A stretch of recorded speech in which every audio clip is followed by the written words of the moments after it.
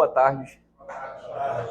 É muito bom estarmos aqui reunidos para adorar o nosso Deus, para cultuar o seu nome e que nós tenhamos o nosso coração voltado, à presença do Senhor, para que sejamos edificados e assim também glorifiquemos o nome do nosso Deus.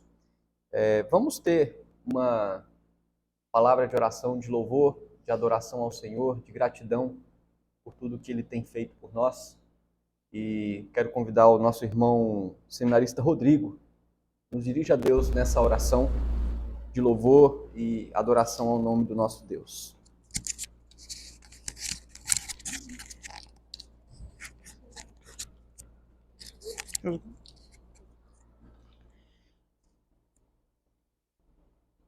Te louvamos, ó Deus, porque Tu és o nosso Senhor.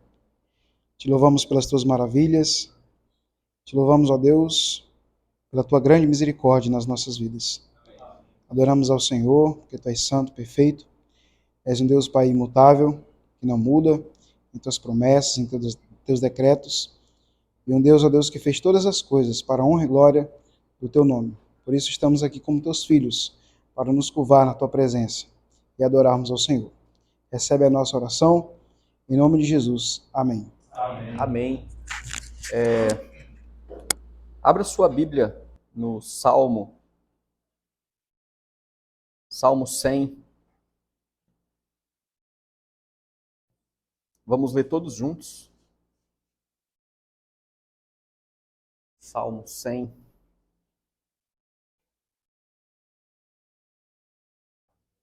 Leiamos. Celebrai com júbilo ao Senhor todas as terras. Servi ao Senhor com alegria. Apresentai-vos diante dele com cântico. Sabei que o Senhor é Deus. Foi ele quem nos fez e dele somos. Somos o seu povo e rebanho do seu pastoreio. Entrai por suas portas com ações de graças e nos seus átrios com hino de louvor.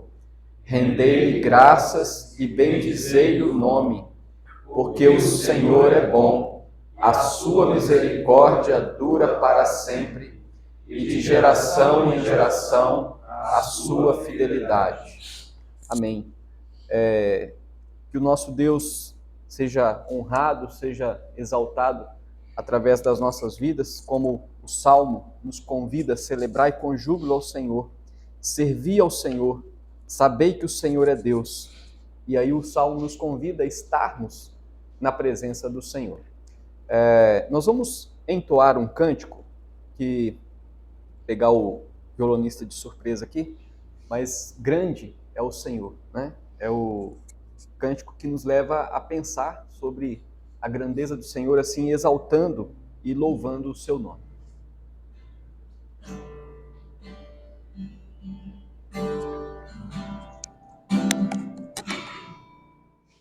Grande é o Senhor e muito digno de louvor. Na cidade do nosso Deus, seu santo monte, a alegria de toda a terra.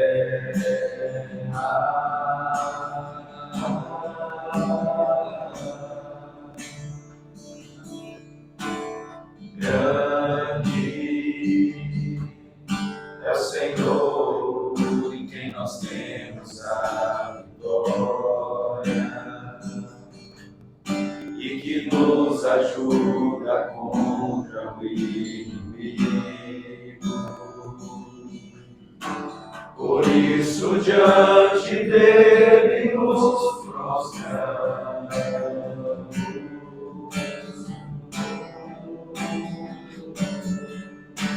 Queremos o teu nome engrandecer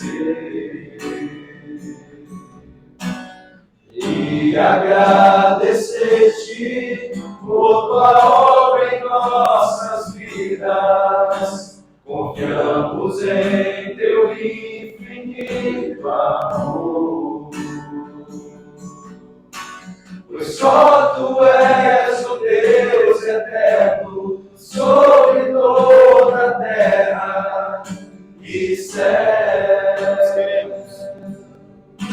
Queremos o Teu nome engrandecer e agradecer-te por Tua obra em nossas vidas. Confiamos em Teu infinito amor, pois só Tu és o Deus eterno sobre toda a terra e céu.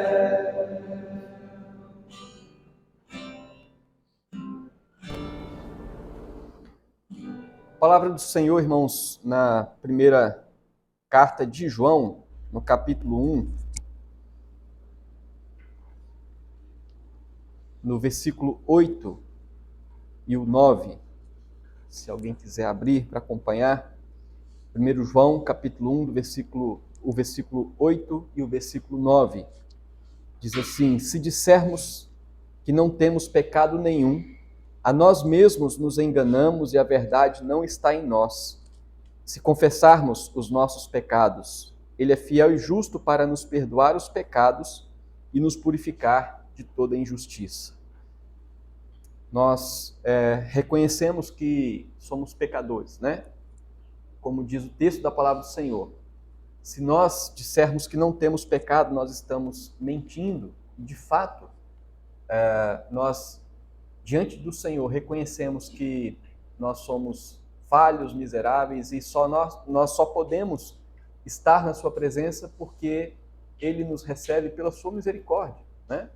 Porque Ele, na sua infinita graça, no seu amor, nos recebe na sua presença. E pensando a respeito dessa graça de Deus e a nossa necessidade de perdão, nós vamos cantar o hino 74, do nosso inário, que nos leva a refletir sobre a nossa condição, a nossa necessidade que nós temos do Senhor.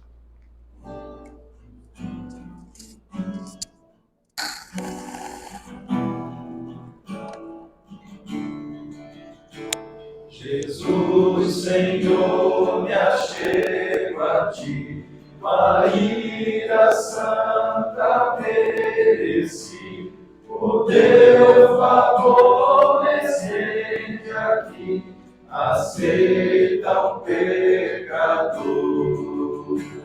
Eu venho como estou, sim, venho como estou, porque Jesus por mim morreu. Eu venho como estou.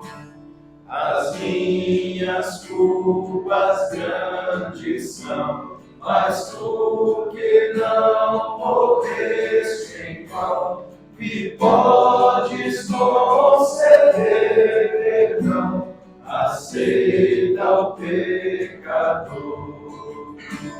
Eu venho como estou, sim, venho como estou, porque Jesus por mim morreu. Eu venho como estou. Ó, vem agora, Salvador, livrar-me por Seu grande amor, pois Tu, Jesus, és meu Senhor, aceita o pecador. Eu venho como estou, sim, venho como estou, porque Jesus por mim morreu. Eu venho como estou. Amém. Vamos ter uma oração de confissão ao Senhor pelos nossos pecados. contrição, também de agradecimento ao Senhor pelo perdão que Ele nos concede na pessoa do seu Filho Jesus. Vou pedir que o nosso irmão seminarista Jairo ore ao Senhor nesse instante.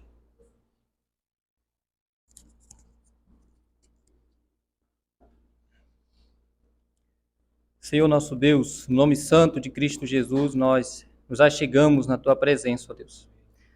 Agradecidos pela misericórdia do Senhor que se renova todos os dias sobre nossas vidas. Ó Deus, o Senhor conhece o nosso coração, o Senhor, Deus, nos fez, o Senhor sabe, Pai amado, de todas as nossas falhas e como, ó Deus, temos falhado contra o Senhor. Mas, ó Deus, pelo sacrifício de Cristo Jesus, pelos méritos de Teu amado Filho que nós adentramos a Tua presença e pedimos ao Senhor, perdoa-nos, ó Deus. Lava-nos, ó Deus, das nossas iniquidades, lava-nos, Senhor Deus, das nossas impurezas, para que assim, ó Deus, venhamos a prestar um culto agradável ao Senhor. Por isso, Pai amado, na Tua presença nós estamos, porque não há outro Deus além de Ti. O Senhor é a vida, o Senhor foi quem nos deu sentido a cada um de nós, que deu, Deus, significado. Por isso nós Te louvamos e Te bendizemos, gratos, ó Deus, pela promessa e pela verdade da vida eterna, ó Deus, que o Senhor garante a nós em Cristo Jesus.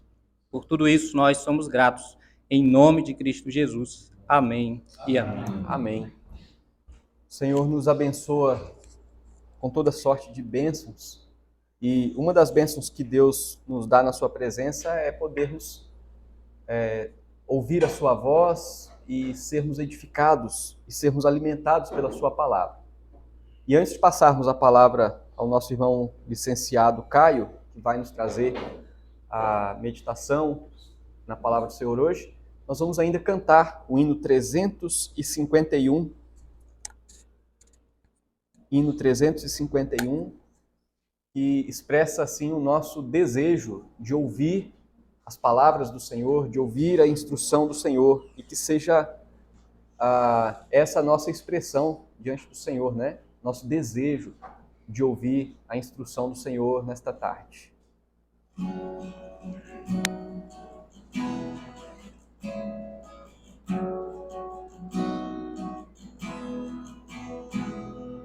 Quero ouvi-las mais outra vez, belas palavras de vida, narram tudo que Cristo fez, belas palavras de vida, elas vêm de cima, seu poder anima, que alegres são essas palavras de vida, que alegres são essas palavras de vida. Só Jesus Cristo a todos dá belas palavras de vida. Sem Jesus salvação não há belas palavras de vida. Com amor conclama, para o céu te chama, que alegres são essas palavras de vida, que alegres são essas palavras de vida. Só Jesus Cristo é Salvador, belas palavras de vida, quer salvar todo pecador, belas palavras de vida. Ele vivifica e nos purifica, que alegres são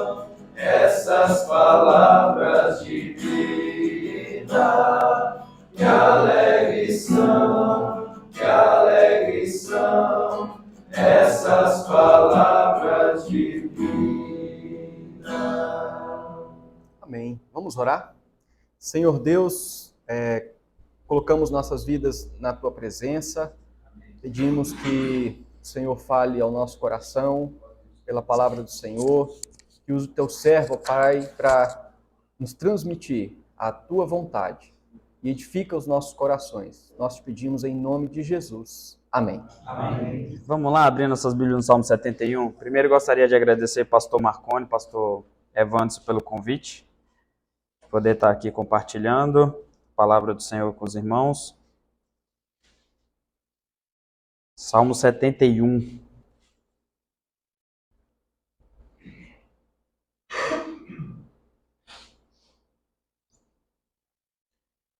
Amém? Amém.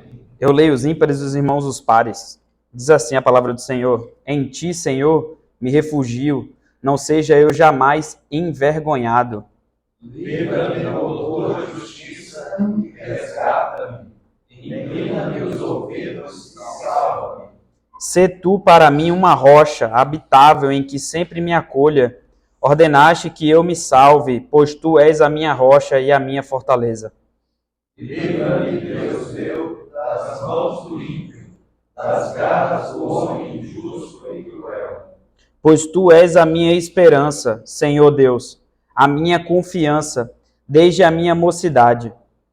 Em ti me tenho apoiado desde o meu nascimento. No ventre materno tu me tiraste. Tu és o motivo para os meus louvores constantemente. Para muitos sou como um portento, mas tu és o meu forte refúgio. Os meus lábios estão cheios do teu louvor e da tua glória continuamente. Não me rejeites na minha velhice, quando me faltarem as forças. Não me desampares. Pois falam contra mim os meus inimigos, e os que me espreitam a alma consultam reunidos. Dizendo, Deus o desamparou, perseguiu e prendeu, pois não há quem o livre. Não te ausentes de mim, ó Deus, Deus meu, apressa-te em socorrer-me. Sejam envergonhados e consumidos que são adversários de minha alma, cubram-se de opróbrio e de vexame os que procuram o mal contra mim. Quanto a mim, te esperarei sempre, e te louvarei mais e mais. A minha boca relatará a tua justiça e de contínuo os feitos da tua salvação, ainda que eu não saiba o seu número. Sinto-me na força do Senhor Deus, e rememoro a tua justiça, a tua somente. Tu me tens ensinado, ó Deus, desde a minha mocidade e até agora tenho anunciado as tuas maravilhas. Não me desampares, pois, ó Deus, até a minha velhice e as cãs, até que eu tenha declarado à presente geração a tua força e as louras do teu poder. Ora, a tua justiça, ó Deus, se eleva até aos céus. Grandes coisas tem feito, ó Deus, quem é semelhante a ti? Tu que me tens feito ver minhas angústias naves, me restaurarás ainda a vida, e de novo me tirarás dos abismos da terra. Aumenta a minha grandeza, conforta-me novamente. Eu também te louvo com a ira, celebro a tua verdade, ó meu Deus. Cantar-te-ei salmos da harpa, ó Santo de Israel. Os meus lábios exultarão quando eu te salmodiar. Também exultará a minha alma que remiste. Igualmente a minha língua celebrará a tua justiça todo dia, pois estão envergonhados e confundidos os que procuram mal contra mim. Amém. Vamos orar? Senhor Deus, na tua presença nós nos colocamos aqui para ouvir a tua palavra, que o Senhor fale através da tua palavra e que o Espírito Santo confronte o nosso coração com aquilo que o Senhor quer de nós. Nos abençoe nesse tempo, em nome de Jesus. Amém. Amém. Irmãos, nós, e eu vou tratar vocês como pastores, como liderança de um rebanho. A maioria de vocês já está no campo e vocês já tem essa atuação. todos nós, não somente os pastores, mas toda a igreja, ela tem sofrido hoje com uma cosmovisão um pouco diferente daquilo que é proposta dentro das Escrituras. Essa cosmovisão, né, quem está aí no 5º ano e está aprendendo sobre cosmovisão, ainda é o 5º ano? Ou já terminou? Ainda está tendo? Já acabou então. Vocês sabem que cosmovisão é um compromisso último do nosso coração com qualquer objeto, com qualquer coisa. E esse compromisso último, ele molda todas as nossas decisões e tudo aquilo que a gente vai fazer durante toda a nossa vida. O salmista aqui, do Salmo 71, Davi, ele tá velho. E uma coisa que eu tenho aprendido é que, rapaz, esse negócio de ser velho é bom. Porque você erra menos. Né? Eu mesmo, lá no meu conselho, eu sou o mais novo. E a diferença entre os outros são muitos anos de diferença. E eu tenho tido, não sei se é certo cuidado, mas eu queria dizer que é uma certa covardia também minha. Eu tenho muito medo de tomar decisões e fazer escolhas sem consultar as cãs dos meus presbíteros. Porque a gente sabe que o tal do velho é sabido e o tal do jovem, com respeito da palavra, né, é meio burrão. E esse salmo me pegou pelas pernas quando eu tive que lê-lo e estudá-lo um pouquinho.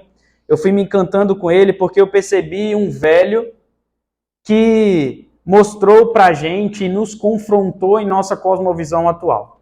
Nós temos 3 grandes linhas de pensamento, né, ou de linha filosófica, que guia o mundo hoje. Né? Essa linha não é política, ela não é progressista, ela não é capitalista, ela não é nenhum desses 3, nenhum desses 2, porque os 2 buscam exatamente essas 3 coisas que são ídolos do nosso coração e têm tomado compromisso último tanto de nós, pastores, quanto também do povo da nossa igreja. O primeiro dele é a autonomia. Hoje em dia todo mundo quer ser independente. O segundo deles é o hedonismo. Nós queremos entretenimento e uma vida boa, né? E por último, é o egocentrismo. Nós queremos que nós sejamos reconhecidos por aquilo que nós fazemos. Tudo isso tem sido um compromisso do coração nosso. E eu quero colocar hoje, tanto o meu coração quanto o coração de todos nós aqui, igual ao que a gente se depara com a realidade de lá. Porque o simples fato de você falar assim, eu estou abdicando de tudo para poder ser pastor, o que é esse tudo? E saiba que vai requerer muito mais ainda. Ainda está pouco. Então talvez, né, daqui a alguns anos, mas pode ser que ele chegou numa determinada idade, né, que ele chegou e falou assim, agora eu não faço mais algumas coisas não. E aí, a vida cristã, não só a vida pastoral, ela requer o tempo todo negação de nós mesmos. E a gente vai ter que abdicar de alguns confortos e abdicar de algumas coisas para poder viver a realidade do Evangelho. E para nós cabe ainda mais a realidade de sermos pastores de ovelhas rebeldes. O salmista, do verso 1 ao verso 13, ele vai falar sobre confiar em Deus, que vai combater a autonomia.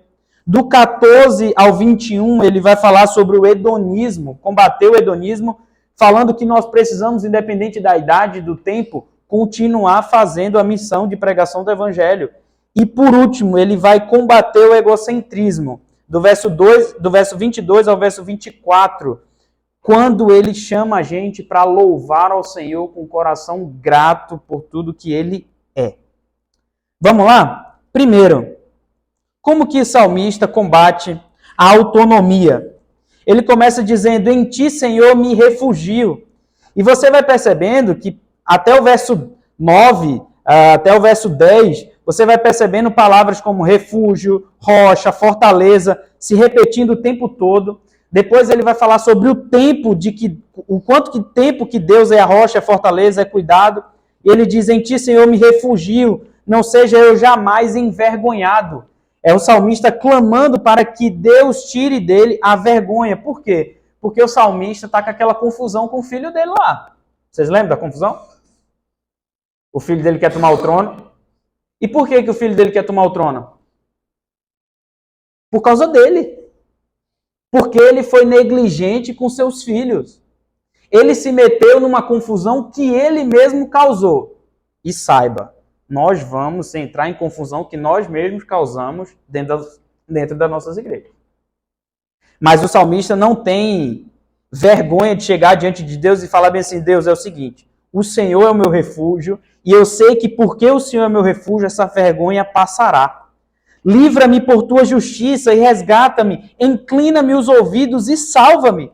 Sê tu para mim uma rocha. Olha de novo a ideia de algo seguro, um lugar onde a gente pode descansar.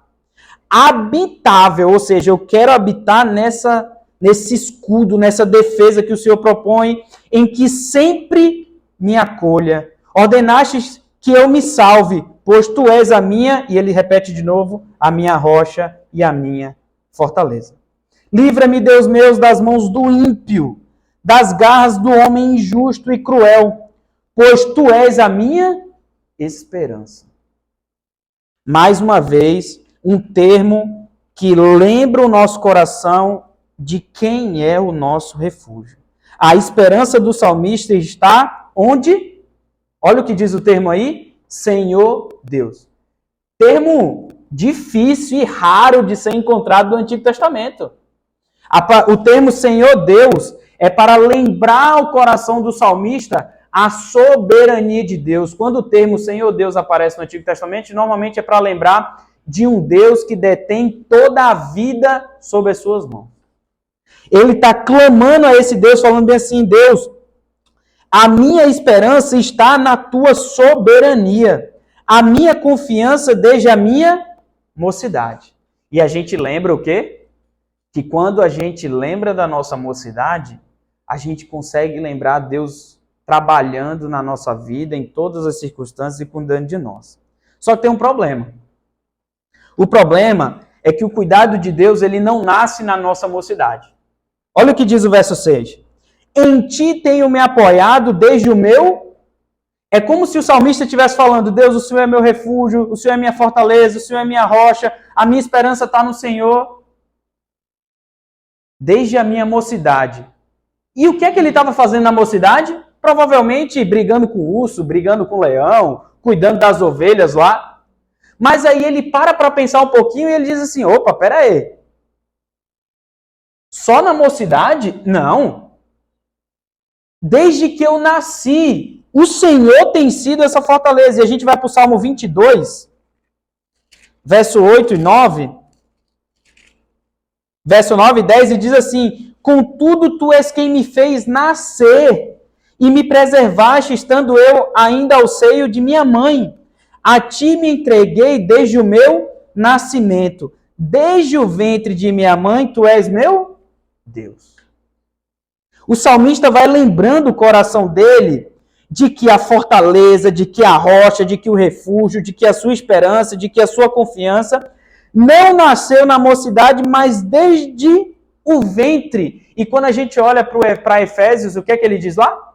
Que somos escolhidos desde antes da fundação do mundo. O salmista vai lembrando o coração dele, ele chega no verso 7 para dizer bem assim, para muitos sou como um portento, que significa espanto e maravilha. E eu fico imaginando, um cara velho, rico, poderoso, tudo aquilo que os nossos olhos abrem hoje e falam o quê? Esse cara é o cara, Se espanta, fica maravilhado de onde o cara chegou. E o salmista fala bem assim, mas tu és o meu forte refúgio. Perceba que agora ele não fala mais que é só um refúgio, mas que é o quê? Um forte refúgio. Ele está trazendo justamente o contraponto entre ser um espanto de maravilha para dizer bem assim, não. Eu sou isso aqui não por mim, mas porque tem alguém que é mais poderoso que eu e que me refugia. E aí ele diz que os meus lábios estão cheios de louvor, cheio do louvor do Senhor e da glória continuamente. Só que tem um problema, meus queridos. A velhice, ela é dura. E o que velho tem mais medo na vida é de quê? De ficar sozinho. A gente não pensa nisso, né? Todo mundo aqui pensa nisso. E quando a gente ficar velho? E o que é que a gente diz? A igreja vai mandar a gente embora. E ele diz: Senhor, não me rejeites na minha velhice. Quando me faltarem as forças, e a gente lembra de que a gente o quê? Confia na força das nossas mãos para continuar o trabalho. Não me desampares, pois falam contra mim os meus inimigos, e os que me espreitam a alma consultam reunidos, dizendo... Olha que interessante, porque o verso 10 diz assim, pois falam contra mim. Quem fala? Terceira pessoa do plural é sujeito o quê? Indefinido. Fofoca. Quem é que está fofocando? Diz ele que é os inimigos. Mas eu quero trazer pelo menos 2 inimigos para a gente hoje. O primeiro, os inimigos de fato. Vão ter inimigos. Mas eu vou falar uma coisa para vocês. Um dos nossos maiores inimigos somos nós mesmos. Nós colocamos mentiras no nosso coração, como a mentira do verso 11, que inclusive os inimigos diziam para eles. Quantas vezes nós mesmos não dizemos isso que o inimigo disse para ele? Deus me desamparou, eles me perseguem, prendei-o, pois não tem quem cuide dele. Olha o que diz aí o final do verso 11, pois não há quem o livre. Quantas vezes a gente fala assim, cara, não tem ninguém por mim não. Não te ausentes de mim, ó Deus, Deus meu, apressa-te em socorrer-me. Sejam envergonhados e consumidos que são adversários de minha alma. Cubram-se de opróbrio e de vexame os que procuram mal contra mim. Nós estamos buscando uma vida autônoma, onde a certeza e a confiança da nossa vida não é o próprio Deus, mas sim a força do meu trabalho, a minha competência e o quanto que eu estudo. Por isso que o seminário é uma loucura. Porque desde o primeiro ano, a pergunta que fazem pra gente é o quê? Quem fala? Onde você vai depois daqui? E é uma pergunta maluca no nosso coração. Por quê? Porque a gente não tem controle nenhum e não depende da tua capacidade de estudo, não depende do teu potencial, depende apenas do quê? De uma soberania divina. Mas a gente não quer descansar. O que é que a gente quer? A gente quer ser autônomo.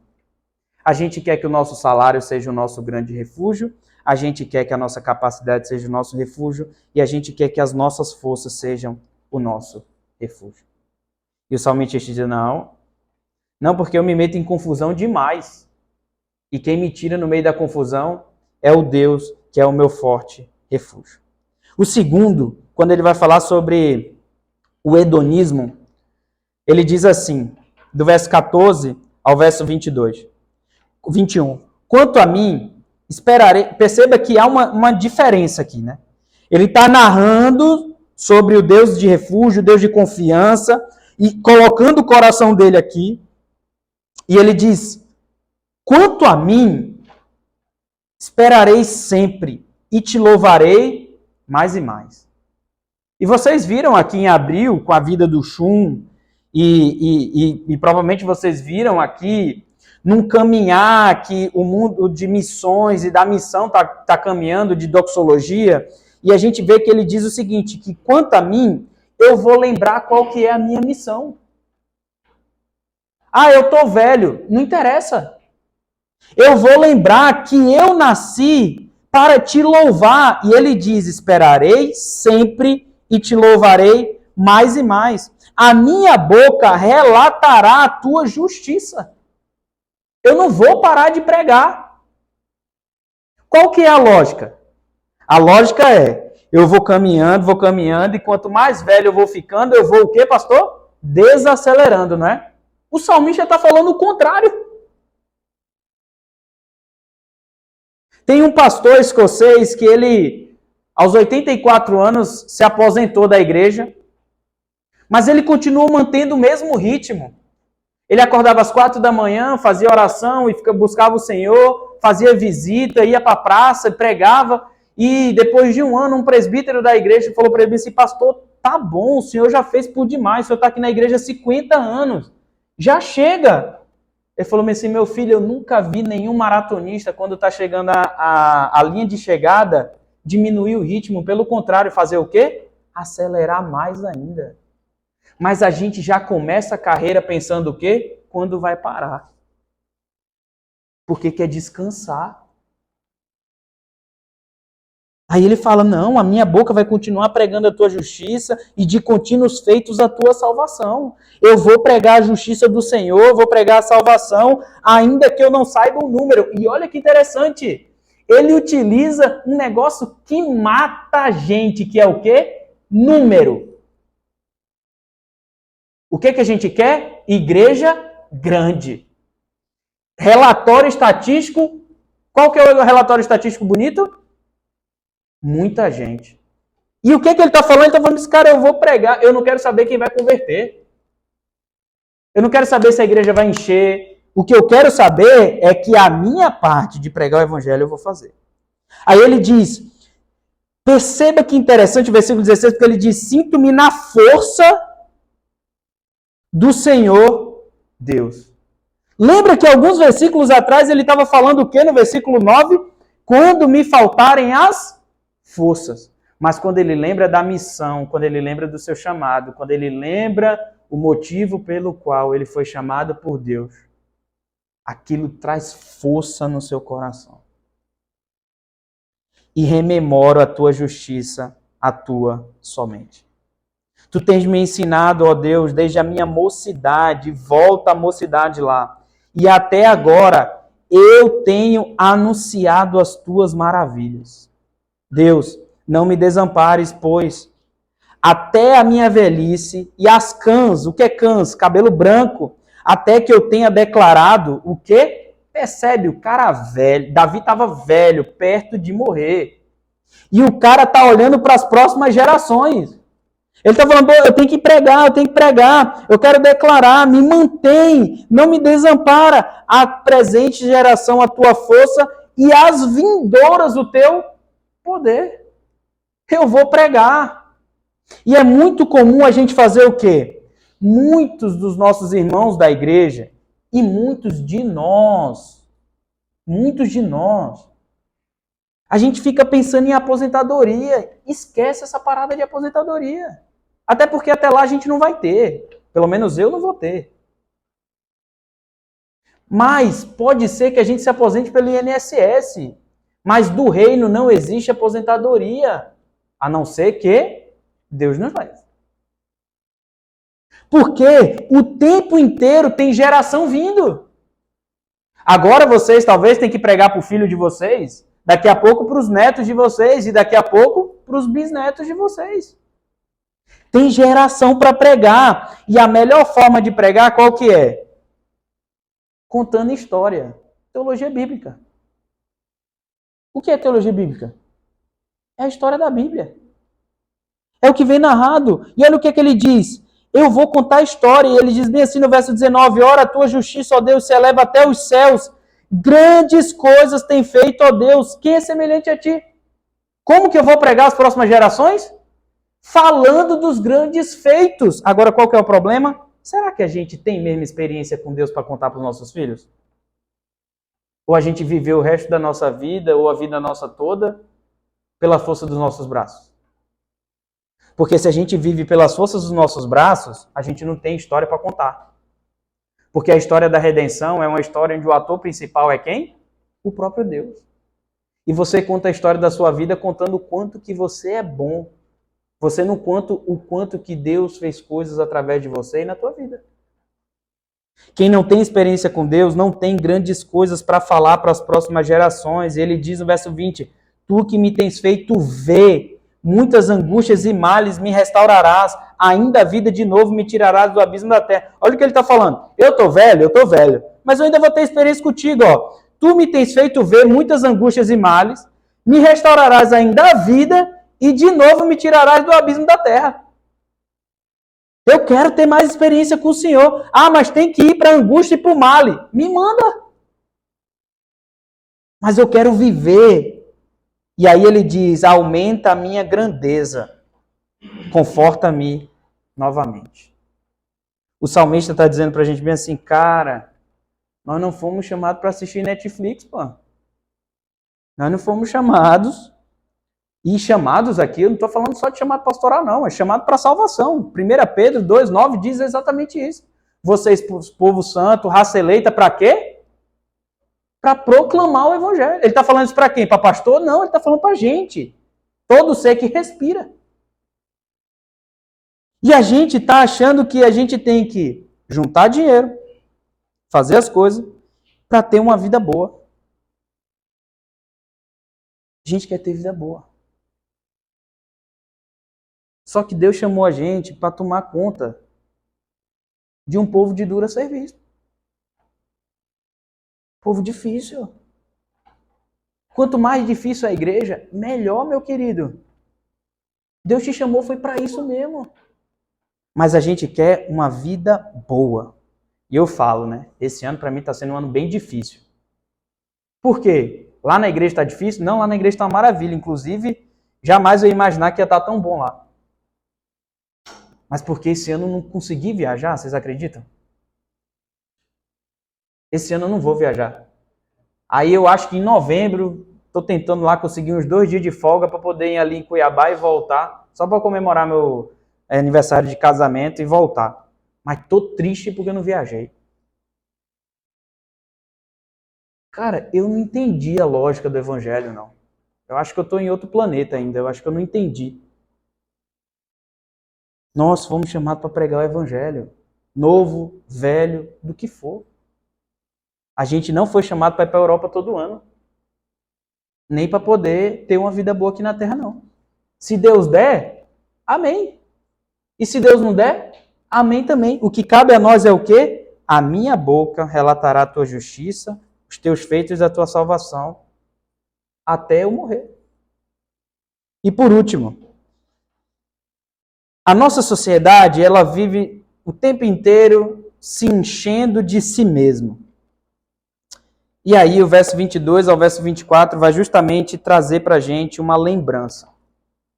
Enquanto a sociedade como um todo quer o egocentrismo, o salmista coloca o louvor e a glória a quem merece. Olha o que diz o versículo 22. Eu também te louvo com a lira, celebro a tua verdade, ó meu Deus.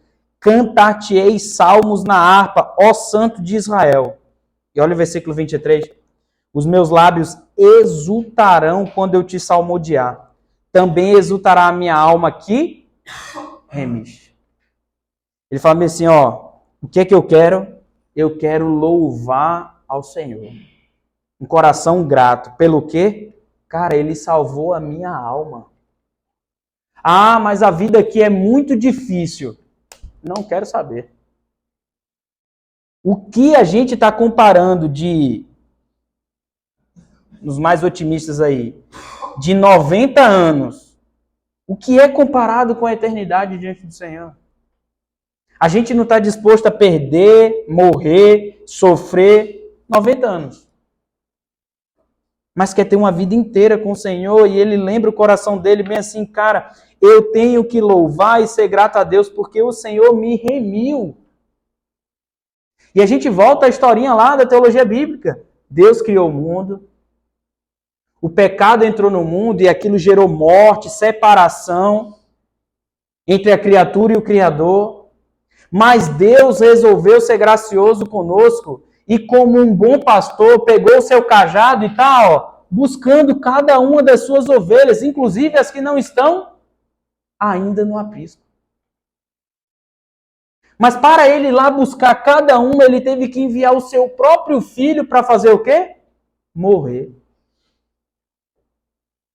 Se negar. Para falar bem assim, olha, tá vendo como foi caro a alma de vocês? Mas não se preocupa não, porque tá pago. Independente do que aconteça na nossa vida, e pode ser que daqui a alguns anos a gente chegue e fale assim, nossa, minha vida não foi uma vida de sucesso. Você ainda tem um grande motivo para louvar, sabe por quê? Porque o Senhor o remiu. Um preço de sangue foi pago por cada um de nós. Igualmente, a minha língua celebrará a tua justiça todo dia, pois estão envergonhados e confundidos os que procuram o mal contra mim. Eu vou louvar Porque o Senhor pegou meus inimigos e os meus problemas e as minhas dificuldades e o Senhor confundiu. Então, para a gente, cabe a nós ter cuidado com a autonomia. E sabe qual que é o problema da autonomia? É que a realidade última do nosso coração, a nossa cosmovisão, não é o Deus de refúgio. E eu falo isso com propriedade, porque eu sou assim. Ano passado mesmo, eu jurava para você que o meu pastor ia resolver. E o meu pastor não resolveu. Quem resolveu foi o meu grande pastor. Eu achava que eu podia contar com as autonomias da vida. E a vida tem um grande autônomo, que é o Senhor, que cuida das nossas vidas. Então vocês do 5º ano, não se preocupa não, porque tem um Deus cuidando, soberano sobre todas as coisas. Mas a verdade é que o nosso coração não descansa na soberania de Deus. Ela descansa onde? Na nossa própria autonomia. Segundo, nós estamos num momento filosófico, social do nosso tempo, que a gente quer ter prazer na vida. Não cabe. Não cabe. Agora não é hora de ter prazer. Agora é hora de trabalhar, de pregar o evangelho. Sem ligar para número, sem ligar para nada. Agora é hora de obedecer o Senhor. Foi para isso que Deus nos chamou. E por último, Deus não chamou a gente para ser famoso. Deus não chamou a gente para a gente ser louvado. Deus chamou a gente para a gente louvar o Senhor. E eu vou falar uma coisa para vocês. Um dos grandes pontos para a gente brigar contra a autonomia e contra o hedonismo é termos um coração muito grato com aquilo que Deus fez por nós. A gente lembra demais de tudo que a gente sofreu. E a gente lembra de menos de tudo que Deus fez por nós no período que a gente sofreu. Então a gente tem a decisão. Eu aprendi isso aqui, se eu não me engano, foi com o pastor Evans. Se estiver errado, depois vocês cobram dele. Eu aprendi aqui que a gente decide aquilo que a gente quer alimentar nosso coração. Então cabe a você alimentar seu coração de autonomia, de hedonismo, ou de egocentrismo, ou alimentar seu coração de refúgio no Senhor, pregação do Evangelho, e louvor e gratidão por tudo que Deus fez por vocês. Amém? Ora por nós, pastor, por favor. Senhor, somos gratos a Ti, Pai, por esse rico privilégio de Te conhecer e a despeito, ó Deus, das nossas fraquezas, das tentações que por vezes tomam conta do nosso coração, do centro do nosso ser, que tiram de nós, ó Pai, a prioridade que é o Senhor.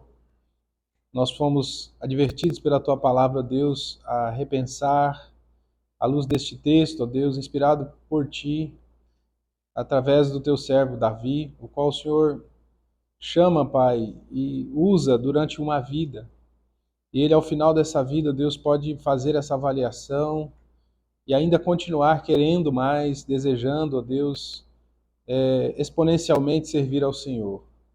Mostrando, ó Deus, que realmente não há espaço para o desânimo, a apatia, o cansaço. Na verdade, ó Deus, a motivação de Te adorar, de Te servir, de proclamar a Tua grandeza, ela renova as nossas forças, independente da idade, independente da circunstância. E ela nos mostra, Deus, que os nossos problemas são ínfimos, ó Pai, diante do poder do Senhor, diante da grandiosa obra a qual o Senhor nos chama a participar. Por isso, Pai, pedimos a Tua bênção, que o Senhor continue a nos fortalecer, nos animar, e como a Tua palavra falou em nosso coração nessa tarde, ó Deus, que sejamos empolgados, ó Pai, com a missão. Que possamos, ó Deus, proclamar o nome do Senhor, a Tua salvação, Teus louvores, as maravilhas que o Senhor fez a esta geração, as vindouras. Que o Senhor faça a cada um de nós, ó Deus, servos abnegados, comprometidos, ó Deus, com a proclamação, com fazer o discípulo de Cristo neste mundo.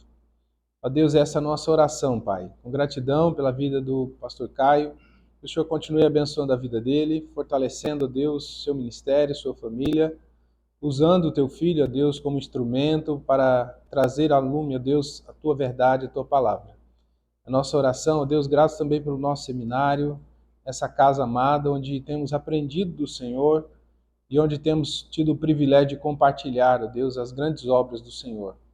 Por isso agradecemos, Pai, no nome de Jesus. Amém. Amém.